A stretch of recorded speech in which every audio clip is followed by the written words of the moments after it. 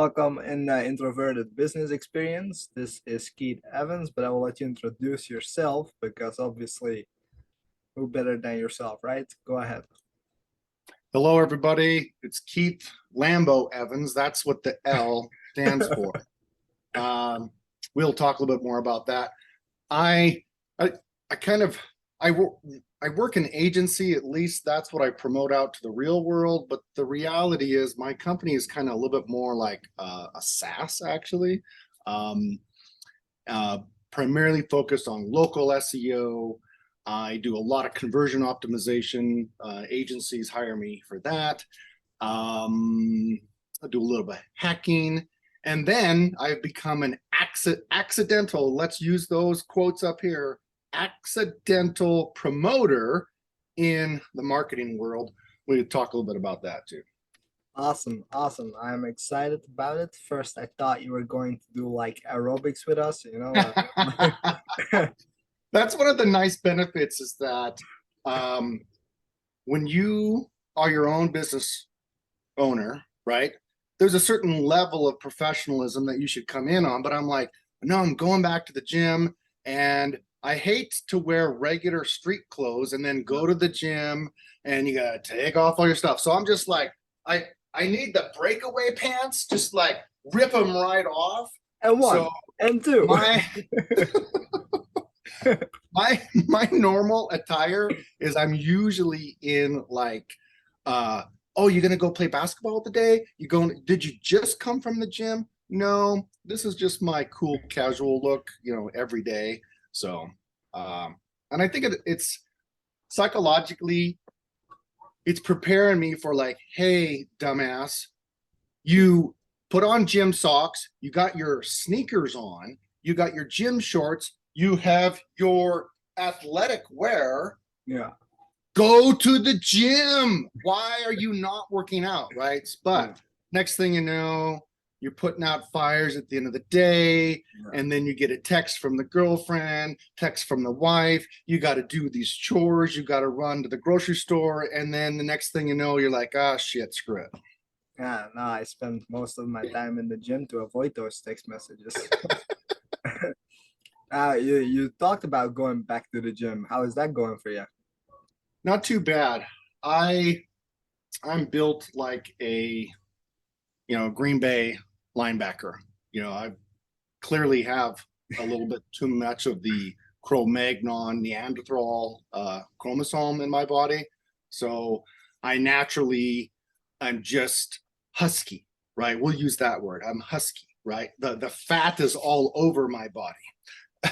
And so I might be able to take a break for 6 months, but man, just, a few couple weeks in the gym, and I'm like, whoa, this creatine is doing great, man. It was so damn funny, Brent. I only went to the gym twice, okay? And now, first of all, I went like on a Monday after Thanksgiving holiday in the States. It was packed, right? I'm there at 5 o'clock. Every working mom, every person, the high schoolers were there. We're battling over like, no, that's my treadmill. No, I want to work on that, right?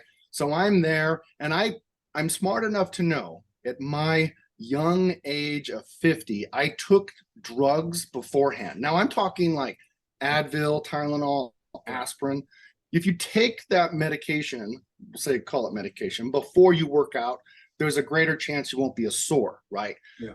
Oh, by Tuesday, like, oh, my boobs were hurting. I couldn't do this, right? So I only worked out twice. I went Monday, and then I couldn't go back till Thursday because I'm such a pussy. So it's Saturday morning. I wake up and I'm like, oh, you're feeling good, right? Yeah, Because exactly. your muscles tighten up. Yeah. And then you're like, oh, look at me. I'm so sexy. And this is the funniest damn thing. I've only been to the gym twice, and I'm already thinking I'm a supermodel. Like, what the hell's wrong with you, right? But that's the cool thing. When you stimulate your muscles, helps you with your mind, helps you with your mindset. And so doing that kind of movement and action, Yeah. Okay, I'll admit I went over to the 20-pound barbells, right? And I'm just like, oh, I barely do it, right? Doesn't matter. You don't have to have like He-Man strength. It just is a great stimulation and really will help you in your Yeah, business. exactly. Exactly. That's why I think as a business owner, like if you should go either to the gym or go for a run, or even a walk. There are not only so many health benefits, um, there's obviously you will get more confident, but it's also, it boosts your entire fucking mindset. Like I went to the first month that I went to the gym, the first week I felt like a fucking boss, like I felt like a tiny mini Hulk because I'm not that tall. So yeah. So I was like, fuck yeah, woo! Woo! Flexing all over the place. Yeah. Yeah, I'm about crap 30 pounds heavier than I was last spring, and it's just laziness, right? You're like, hey, you want an extra beer? Yes. Oh, do you want a little bit bigger slice of chocolate cake? Yes. Do you want an extra piece of chicken? Yes. Right. Next thing you know, you're like, oh, get in my belly. I'm so fat. Oh, the The thing cool is, thing, you bring up a great point about that, and this is an awesome tip for everyone out there. If you kind of suffer from writer's block, or if you feel like you've been partially burnt out on a particular task, um, I'm going to screw this up, but I think maybe we should Google it. But I think writing is a lot like on the left brain. What you need to do is you need to then stimulate the other side of the brain, right? So one way to do that is you got to stand up. You got to move your arms around crazy. You can even take, let's say, if you're dominant right hand, take your left hand and start writing and do your signature.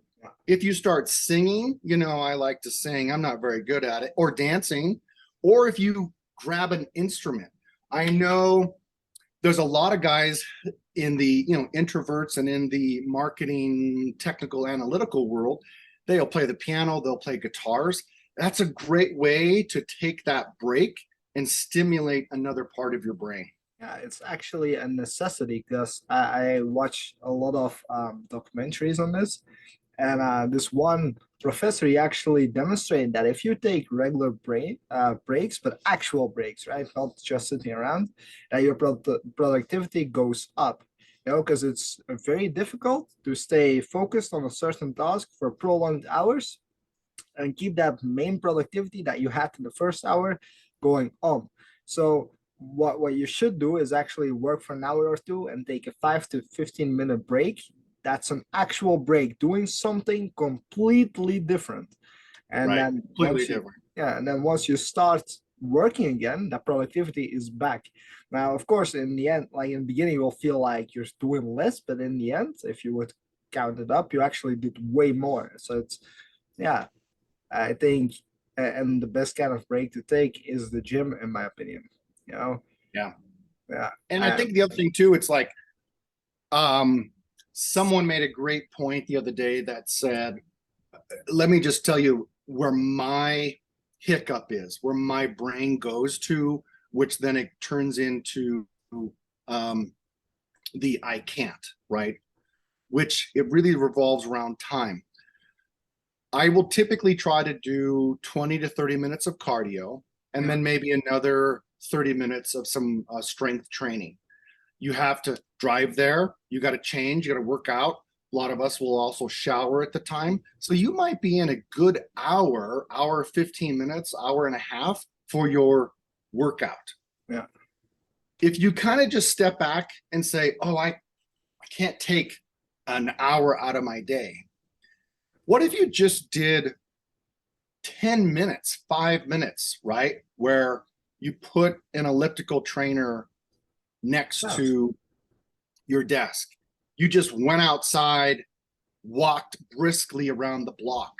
That little extra 10 minutes is it 10 more minutes that'll build up over time. Next thing you know, you'll be saying, oh shoot, I want that 30 minutes. I need Yeah. that extra 45. And you'll find that extra time because of all the benefits we mentioned.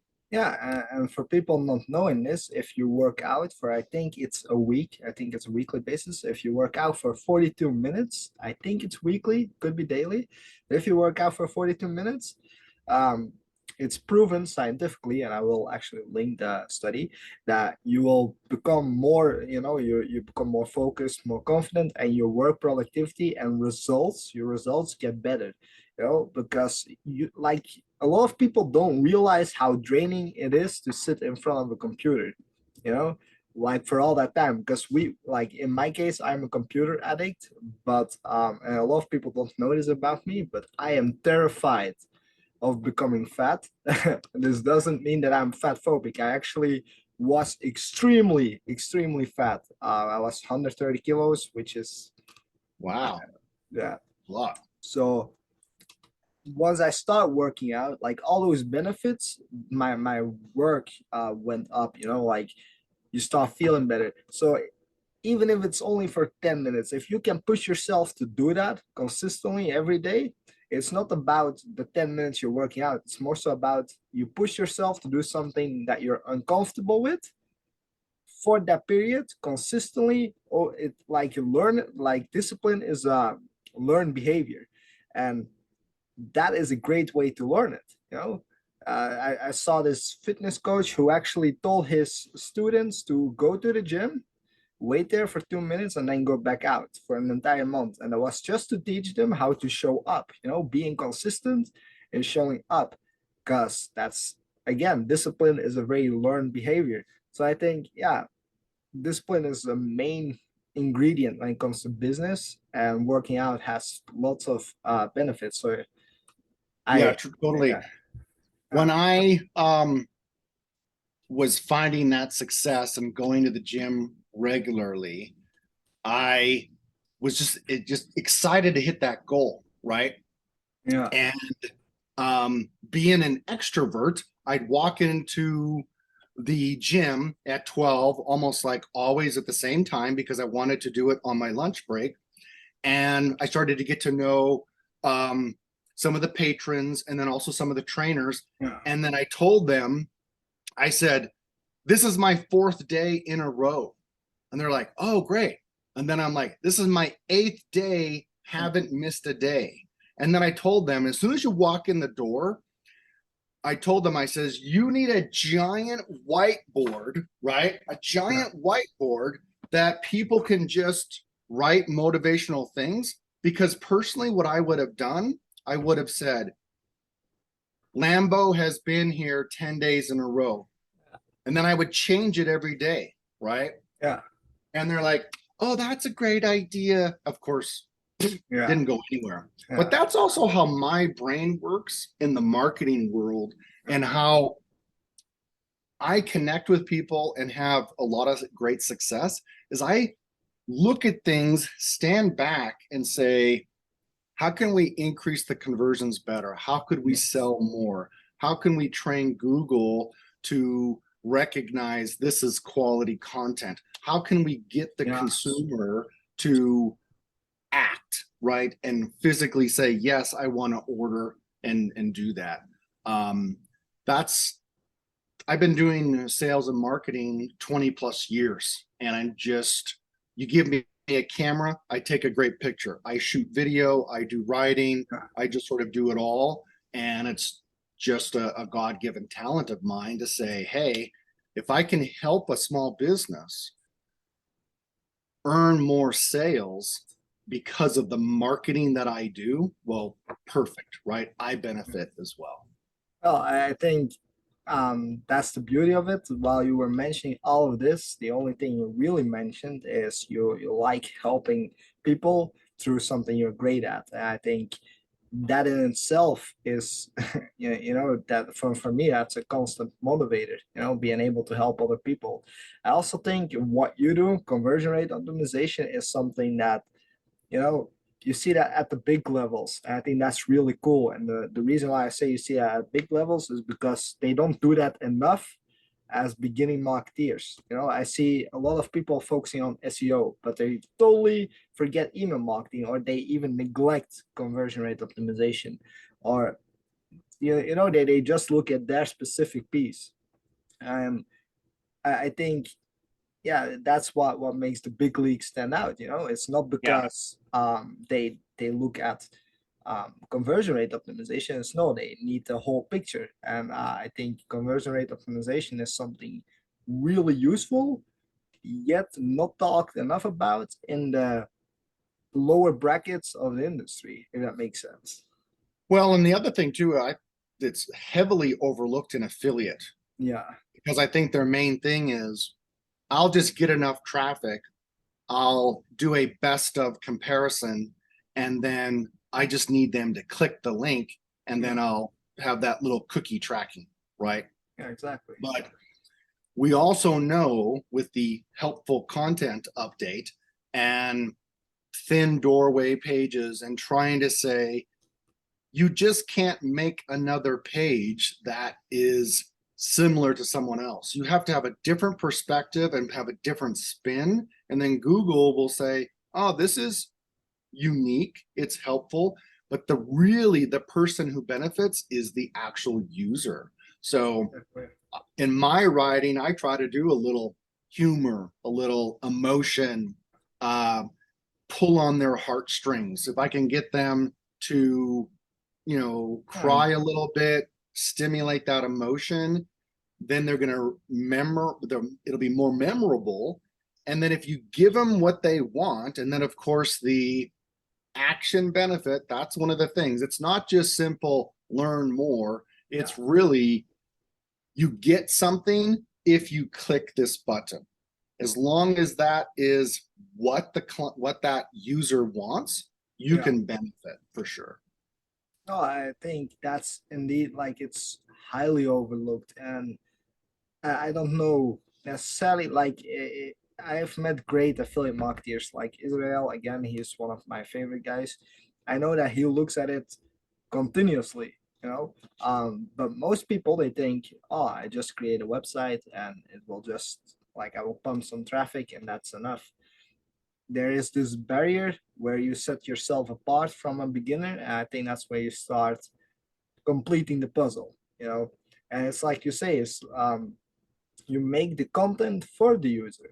I like that too. Like when I write my content, I try to make it seem as if it's genuinely me. And the reason why is because, you know, while I love AI content in general just because I'm fascinated by the whole learning model behind it. I have a software development background.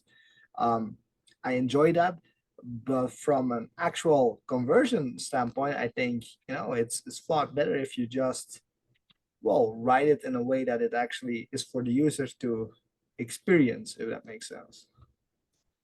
So yeah, I Yeah. think The other thing too is I really look at sometimes these subtle, almost subconscious type of elements. I'll just call them elements that are on the page. Your font style, right? yeah, What word did you bold?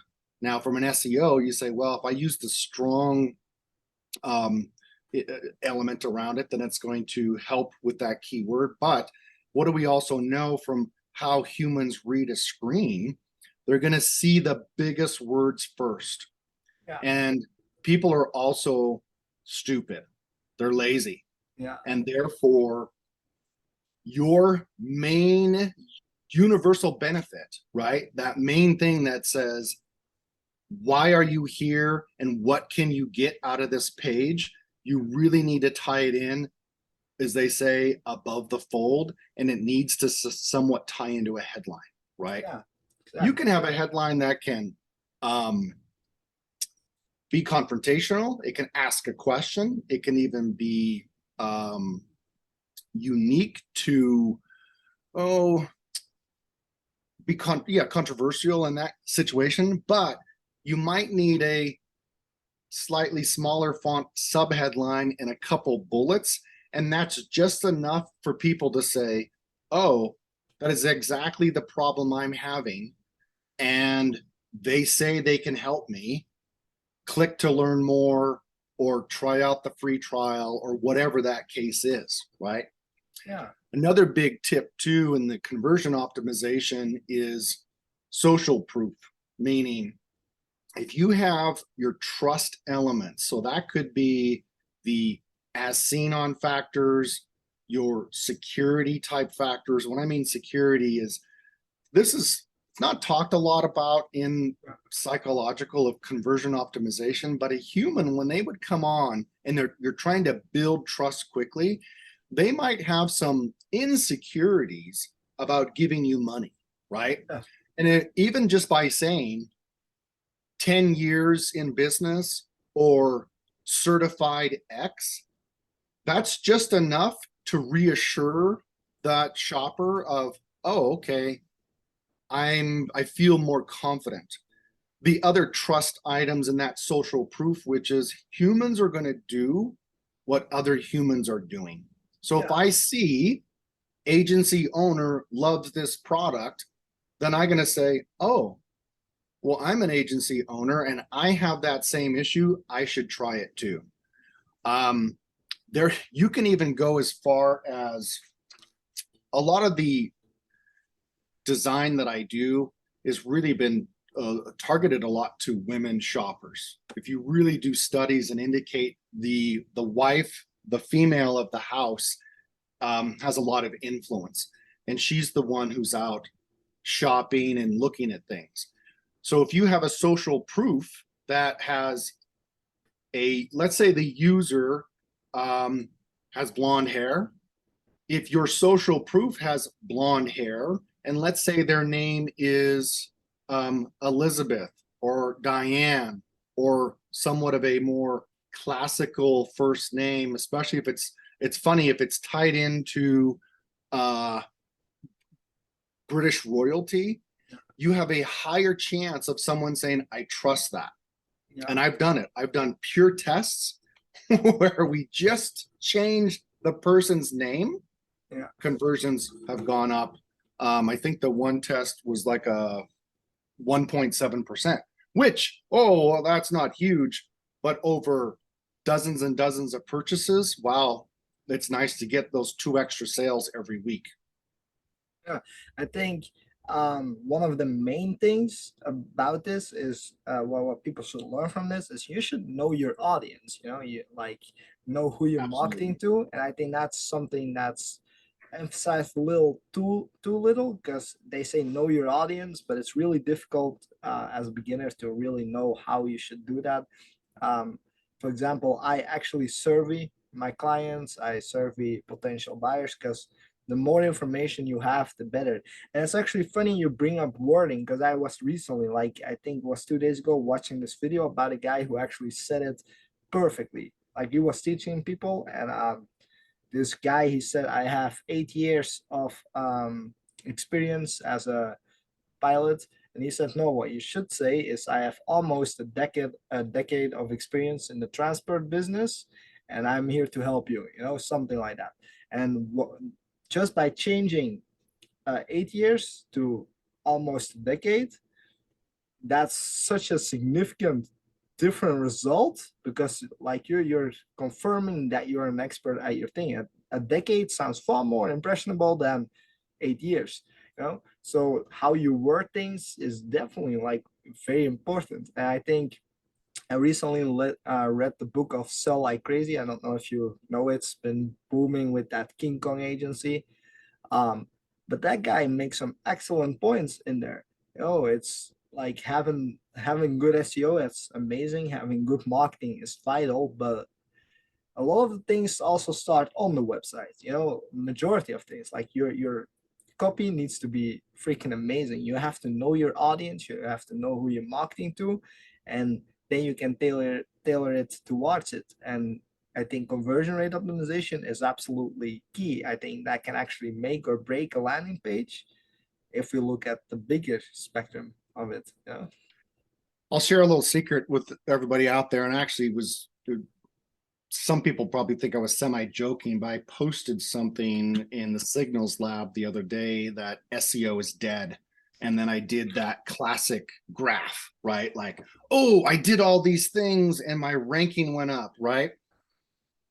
I basically, my secret to my SEO success is I just rebuild a bad website. I rebuild and just make what Google wants with the inner links, the schema, the on page, the right titles, the entities, the NLP, the BYOB, ACDC, all that bullshit. Just make amazing pages that your customer wants to spend time on, that then also really focus on CRO, and you're going to see an increase over time. Oh, That's definitely. really what I do. And a lot of that's just focusing on finding those errors, the right words, the right information. That's what the human wants, right? Exactly. And that psychological factor that says, yeah, I should probably buy this today, or it's a limited time offer. Yeah. Those scarcity effects, right? That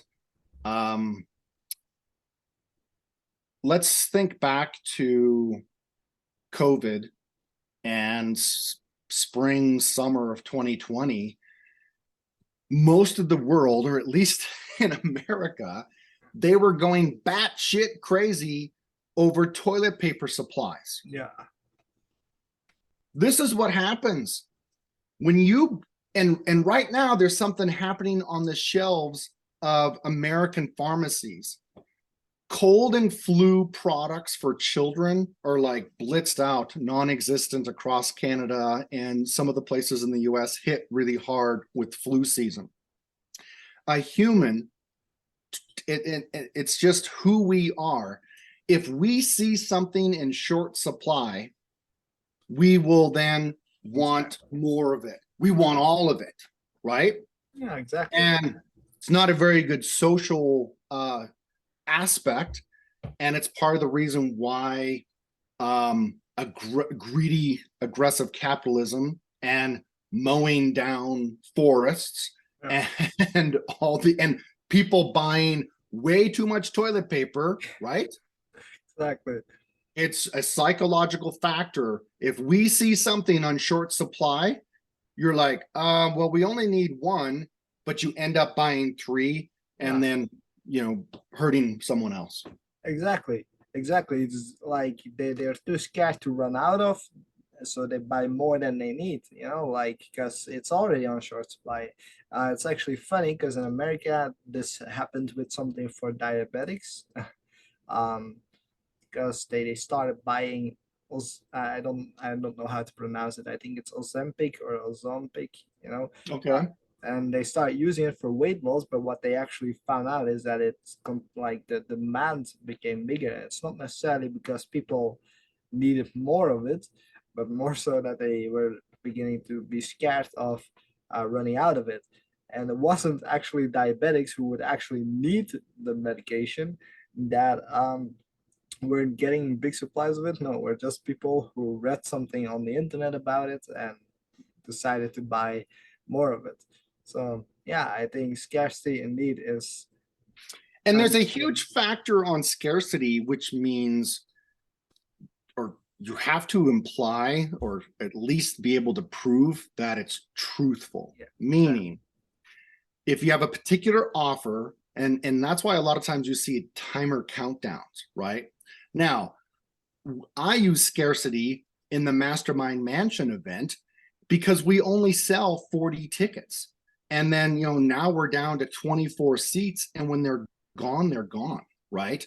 But when we sold out at Nashville in October, I had so many messages and people saying, oh, well, just you can get me a ticket. And I said, no.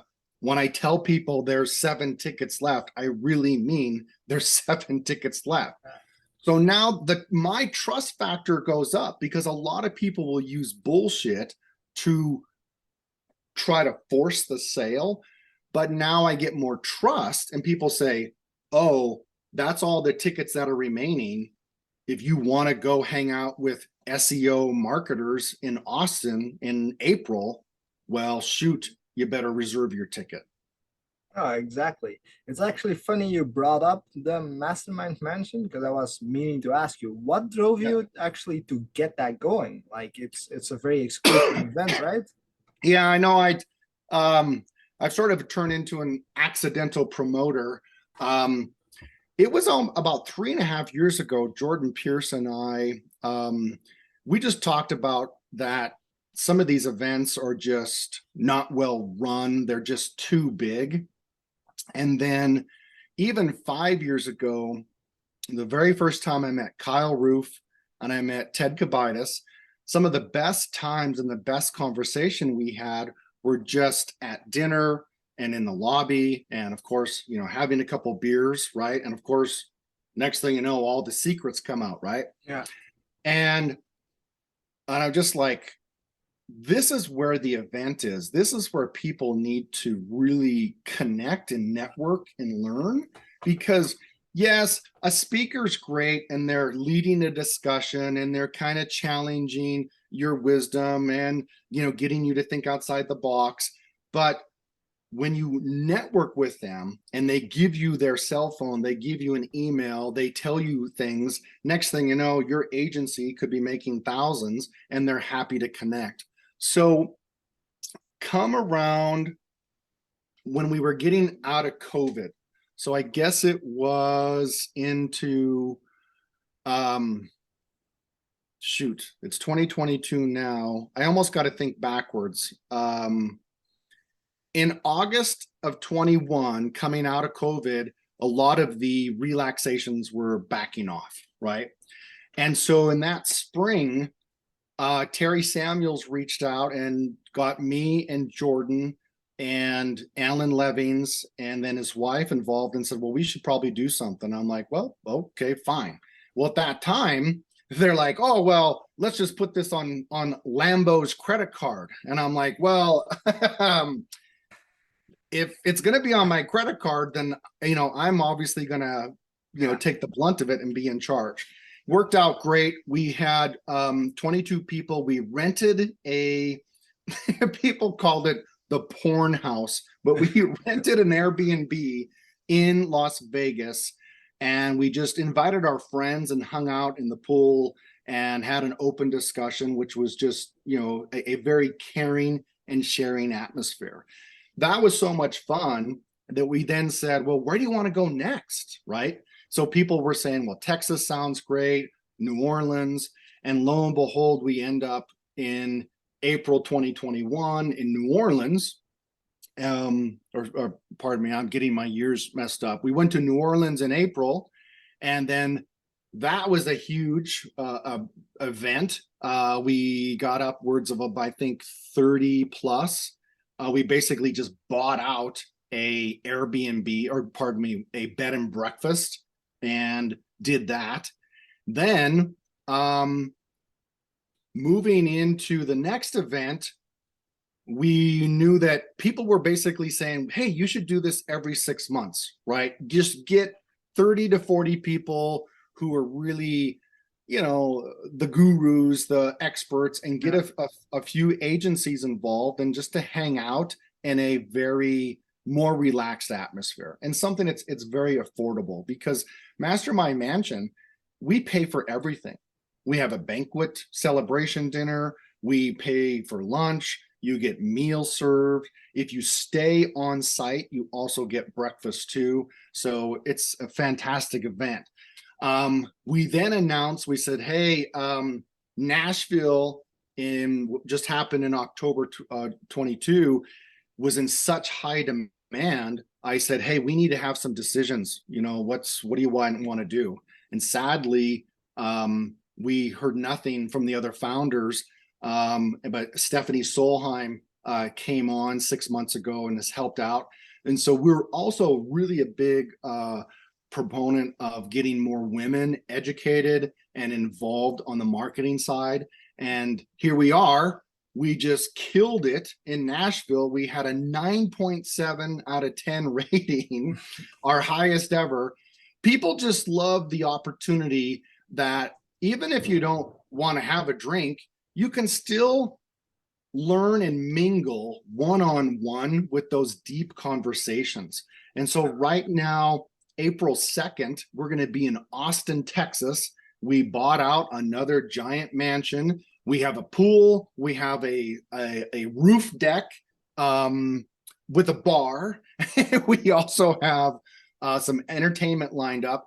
And we have now 23 rooms is what we initially have in this place. So it's much, much bigger.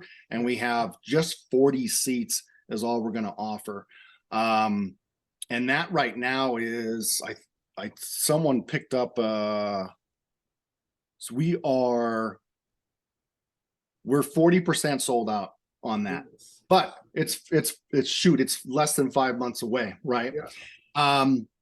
And so you can get in, think about this, you hang out for 4 days, you can have a bonus day if you want, you get all the food, all the drink, and all the marketing connections with the gurus for as low as $14.99 is our special coupon offer right now.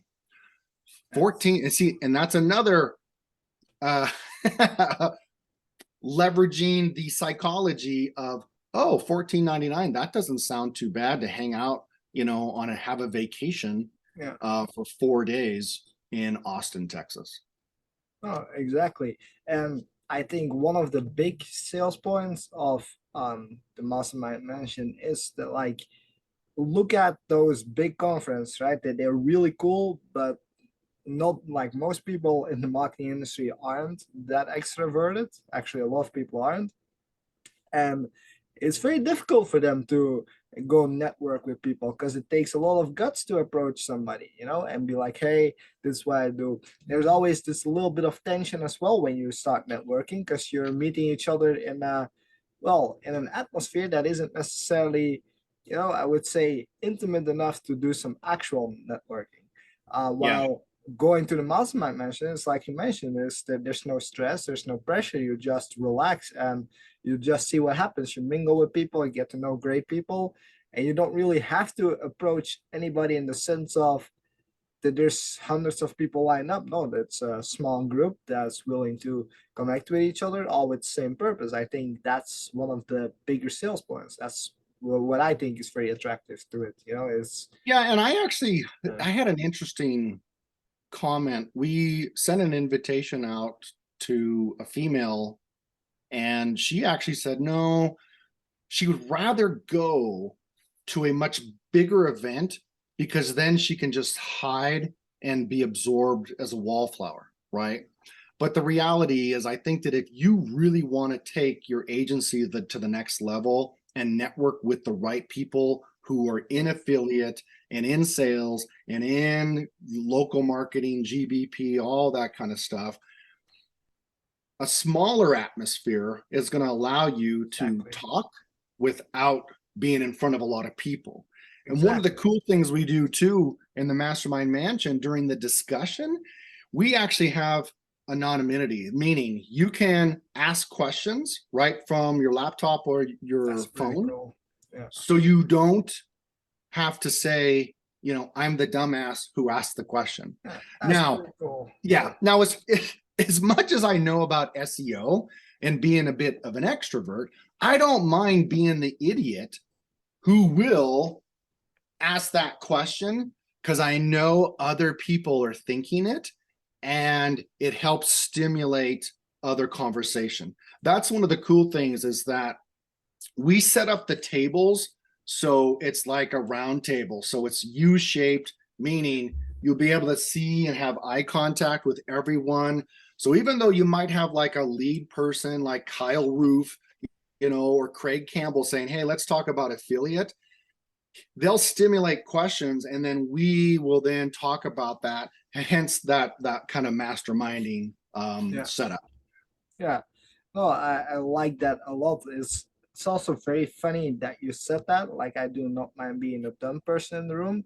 I think that's actually really cool that you start with anonymity in situations like these, because it's really difficult for some people to actually come out and admit that they don't know something. In fact, I think the majority of if we look at people presenting information. I think in a lot of cases people don't understand what's going on, and if you're unwilling to be the idiot, you're going to miss out and just be, well, a bigger idiot, because you're not actually getting the information just because you look cool. So I think that's a great trait, but I also think that the anonymity is the really cool function, because you don't get that luxury at a bigger event. Because I don't frequent events, or well, I didn't. I'm Yeah. about to. Um, but I went to this Belgium event with a client of mine. You might know him. He's also in the SEO scene, but he's not that famous. Well, famous, you know what I mean? He's not that well known. He's not that good at SEO. Underground, maybe. Yeah, exactly. Leven Gevaert. He's also Dutch. Okay. And we were at this event in France, which is ridiculous because I don't speak French, so I didn't understand 99% of the event. But I came out with a actually quite huge client. So thank you, Leven. That was pretty great. But he was asking this question during the event, and instead of actually answering the question, people actually embarrassed him by laughing because he asked what they thought was a stupid question. you know and I think giving that anonymity keeps you from, like, suddenly the event wasn't that amazing anymore to him. I think giving that anonymity allows you to get the right questions that nobody dares to ask you, just because they're Yeah. scared for the reputation. And I think that's really cool about it. Yeah, that's pretty amazing. What we've learned coming out of COVID too is there's been a lot of focus on the mental state of we humans, right? Yeah. And even though guys like you and I, who you may have seen my video, as a matter of fact, if you guys want to have a laugh, just go search my brand Up Hero. You might see something from Pokemon, but if Up Hero SEO or Keith Evans Up Hero on my homepage of my website, just watch the video. It's very silly, but Brent and I, we were designed for COVID because we could wear pajamas to work. We didn't care, Exactly. right? So here we are in a Zoom meeting where it's business up here and it's casual down below. Exactly. And that is the cool thing is, even though an introvert wants to, doesn't like people, but they have an opinion. Yeah. And what they really started to find out, and this was really more directed to the children because they were really most impacted. My wife's a teacher, so we got a lot of great impact. The introverts actually suffered a little bit more during COVID because even though they don't raise their hand, they're not actively talking, Yeah. they're still in the group, right? They're still in the group and they're just listening and they're thinking and they're participating, but they don't have to actively lead a discussion or answer a question. And I think that's another huge benefit. A giant conference room is just crap, right?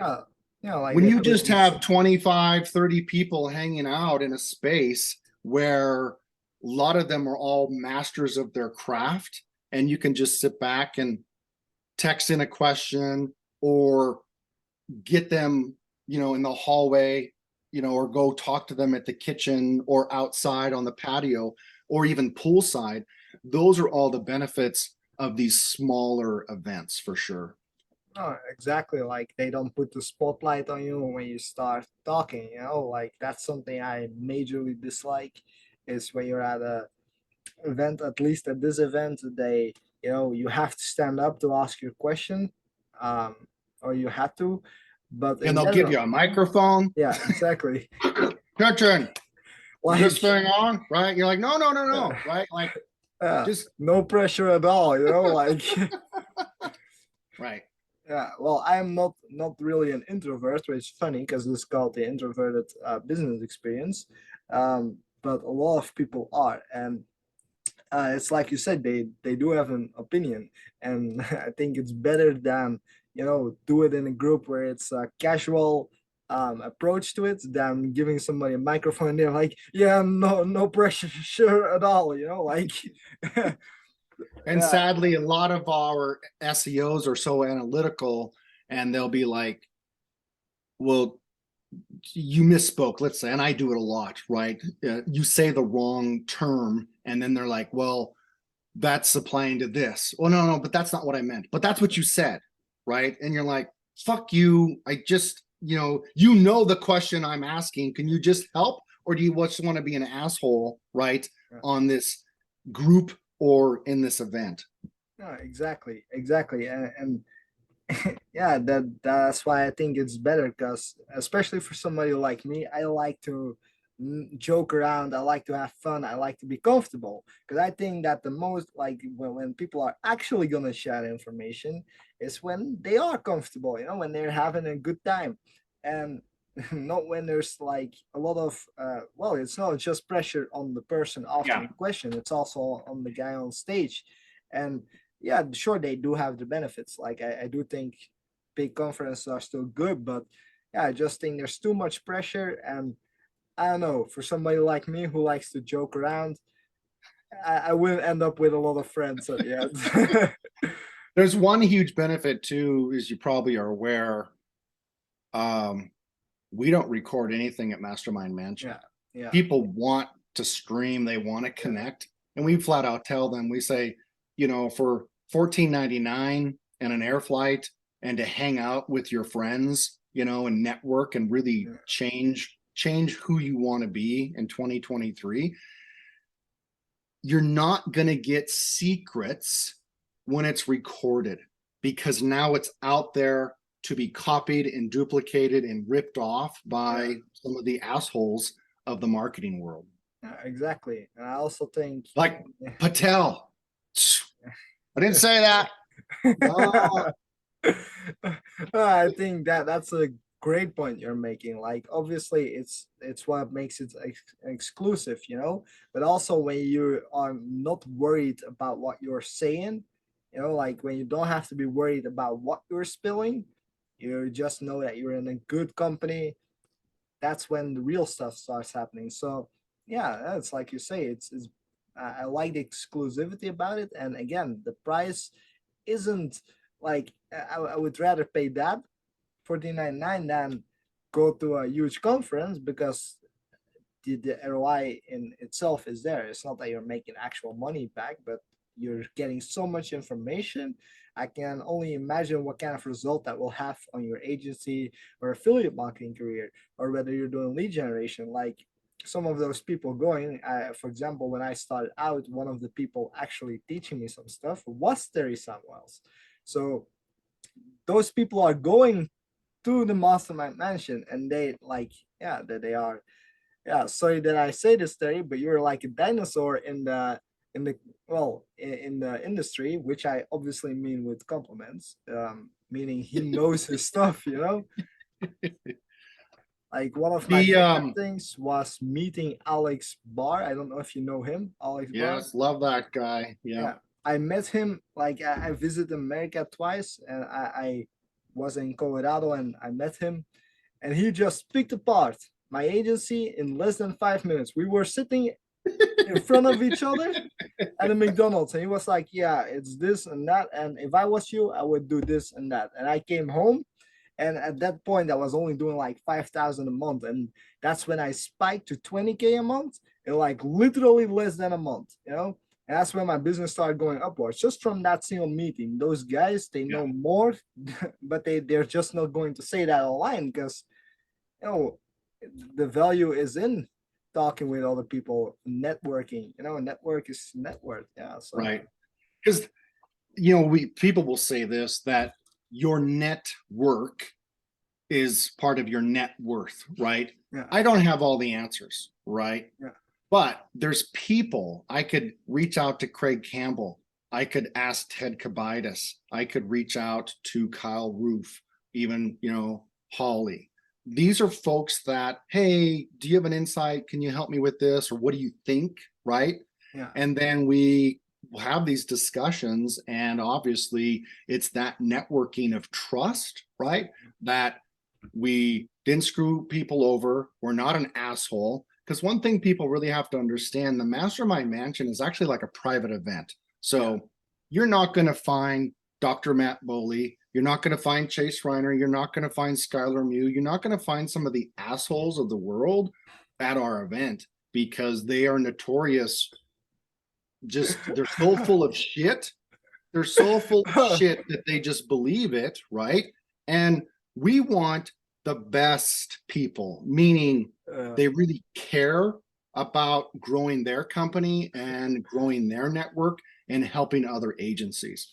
So you can head out mastermindmansion.com. We do have a waiting list, but if you just mention that you saw this or heard it, $14.99, I'll get you a coupon as long as we have that seat available. But I would think, I'm thinking probably into the first of the year, the event might sell out. So yeah, I lost some of did the you names. see?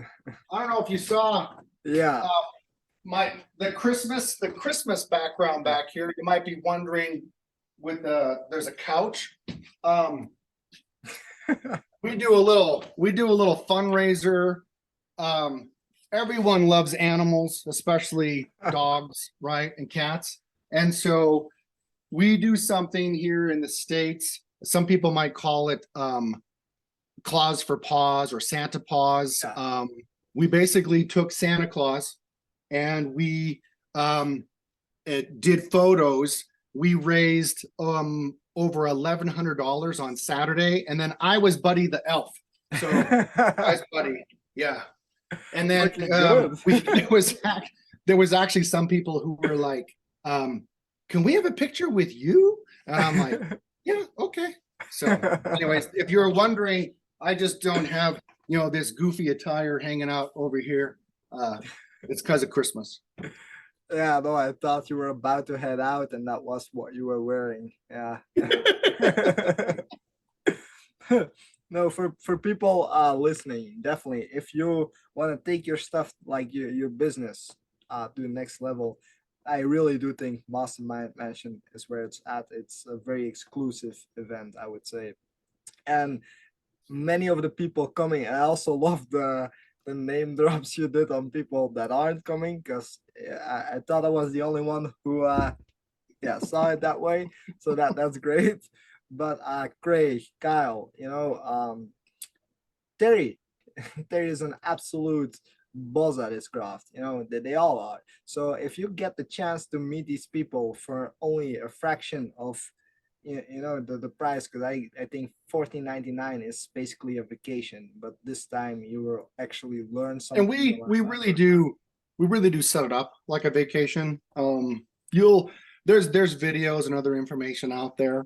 On another side note too, some folks, most SEOs actually don't hire me.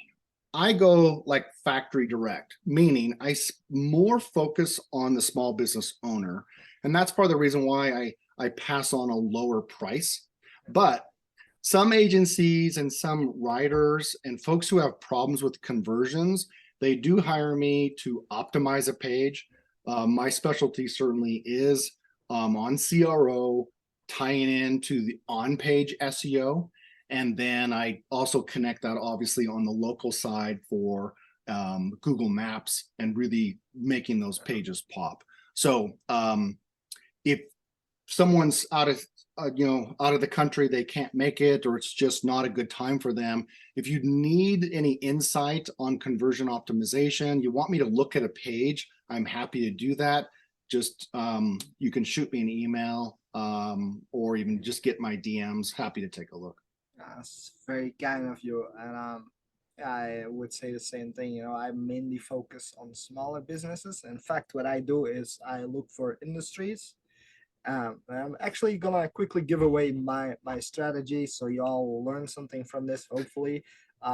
Basically, what I do is I pick industries that I find that either have a need for Facebook. Let's say pressure washing, right? Pressure washing SEO, it probably has great opportunities, but Facebook ads is going to be an easier sell there because of the popularity. Now you need to drive value. I'm not going to create courses for everything. So what I do is I grab a PLR package. I don't know if you know that, if you're familiar with that. Um, Basically, you can buy access to a course and brand it as yourself. You give that away for free. Why? Because you build value, and then you provide the best service you can. But that's the whole point of it. Is through that driving or having a business that is value backed driven, in the sense of if you're helping people, eventually it's going to pay itself back. If you're genuinely helping people and you make their lives easier, it's me and my partner, we recently redid somebody's website for free, and this guy asked why.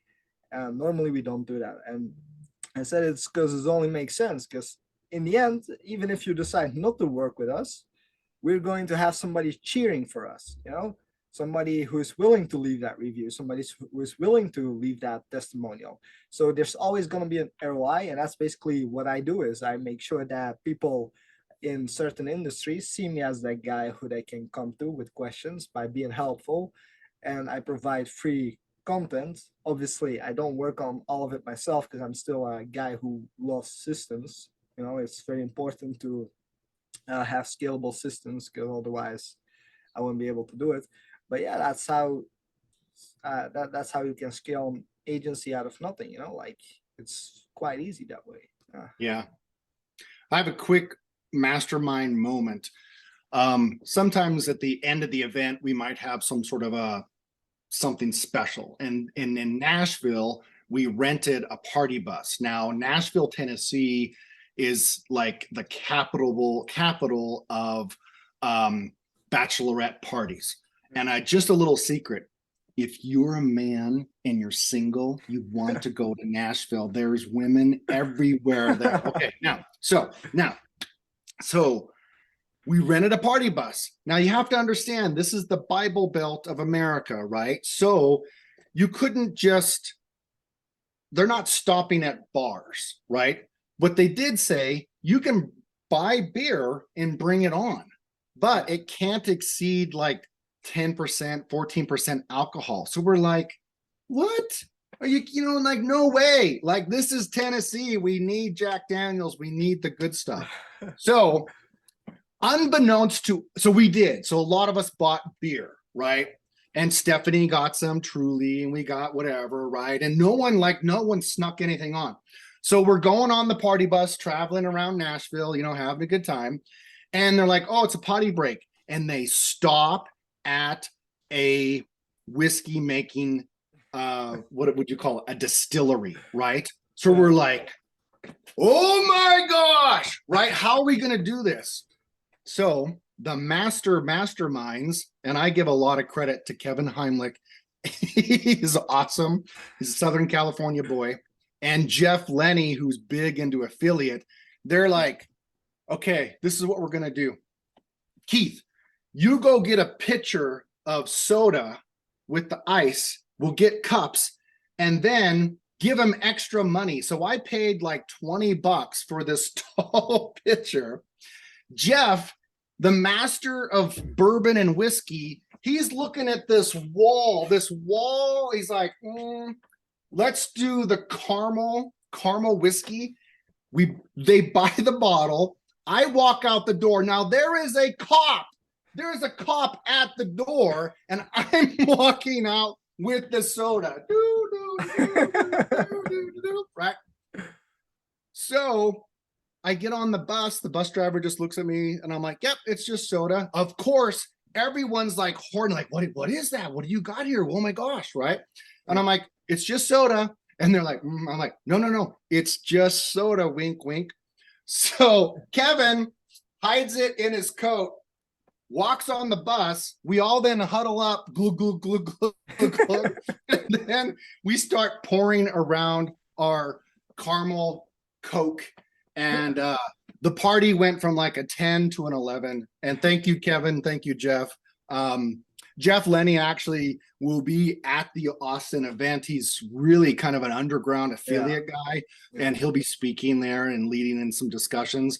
I've got to catch up with Kevin. I'm not sure if he can be there, but that's the kind of fun that we have at these events. And so, anyways, just I am that curious, that's all. bro.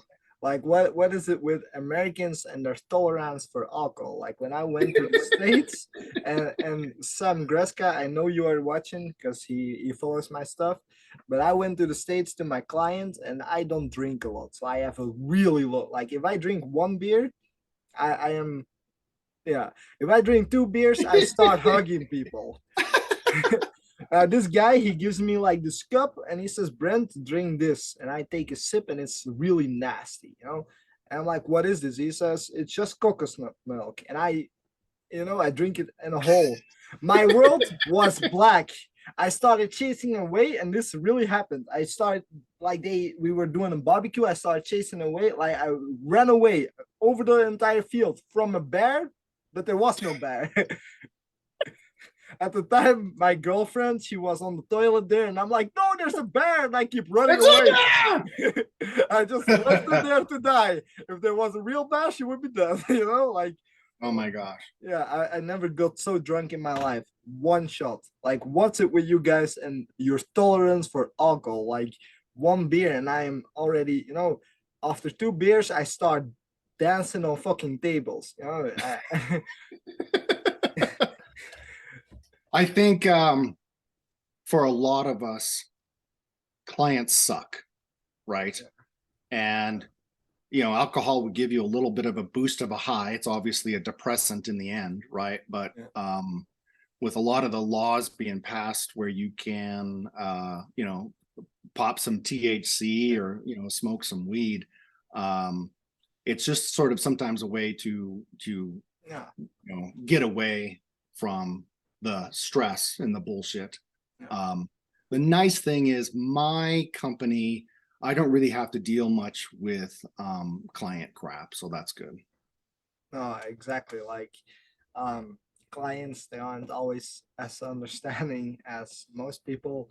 And yeah, then at least some substitute or solitude, I don't know how Yeah. to pronounce it, is a good idea. Also, we didn't mention it, but guys, Jeff Lenny, I can't I can't make it more clear to you, but he's a really really big shot in affiliate marketing. Like he knows his stuff. When I first began, I actually stumbled onto his website, and he taught me a whole lot with his content that he shares for free on his website.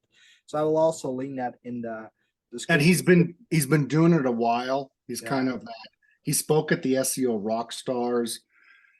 I think it was in 2019. Jordan Pierce knew of him, of the knowledge. Another underground guy too is a Colorado guy, Brian Cato. He does quite a bit of hacking and stacking links and some cool stuff. So that's amazing. Yeah. Anyways, do we have like a dance music outro or what? How do we handle this? What's the best way? Why don't you start with some aerobics, and I will. Oh, what? Yeah, do you have music? Are you going to put music over this, or are you just Yeah. going to just say fuck it and just publish it as is? Well, the unedited version will be in the group, so that will look ridiculous. I can't, Brent. I can't dance with like I need something. Jacobs, come on. I need to just maybe put random. Oh crap! I pressed the wrong button. I just need to do like a random dance song and just see what comes on, and whatever inspires me. How does that sound? You want that? Yeah, exactly. Pop some moves. Yeah, you want that. All right. I think I happen to have it on 70s and 80s. So I gotta switch this. Oh, actually, you know what we should do? We should do some 70s dance. What do you want? 70s dance? You want 90s hip hop, maybe? Yeah, go ahead. 90s. The only problem is sometimes I do I'm just okay, I admit this, being a 50-year-old now, you motherfuckers, I am not a boomer, okay? Look at me.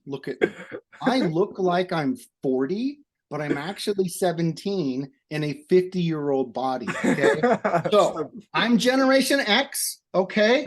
I fucking played Pong. I know Pitfall. I know Atari. All before you pussies, did anything. Okay. And so when mom and dad said, oh, I can't do my homework. No, fuck you. Rub some dirt on it. That's the Generation X way. Okay. So I don't have Spotify, is what I'm saying. Okay. However, I'm gonna hack. Should I just hack? I should hack my daughter's Spotify, and we should just find something amazing to have a dance outro. Now, this is a problem. As soon as I start playing this song, Brent, we have a huge risk. My daughter will see that it's not, she'll stop it. She'll cut us off. Okay. So this is only going to probably last just seconds. Okay. I got something. I got a good one here. Or something I'm thinking. Okay, here we go. You need it right here. They used to have like when there's those moments you're waiting because it's live, right? Yeah. You need to have like a moment where some like little music in the background or something's happening. Yeah, like for these customer birthdays.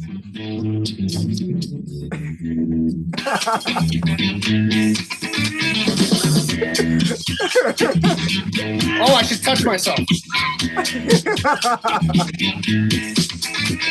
This here's a jam for all the fellas. Try to do what those ladies tell us. Get shot down because you're overzealous. Play hard to get females to jealous. Okay, smarty, go to a party. Girls are scantily clad and showing body. A chick walks by, you wish you can sex her, but you're standing on the wall like you was Poindexter. Next day's function, class luncheon. Food is served and you're stone cold.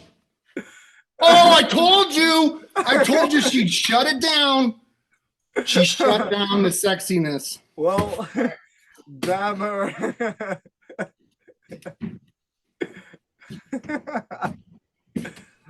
Anyway, man, thanks a lot for appearing.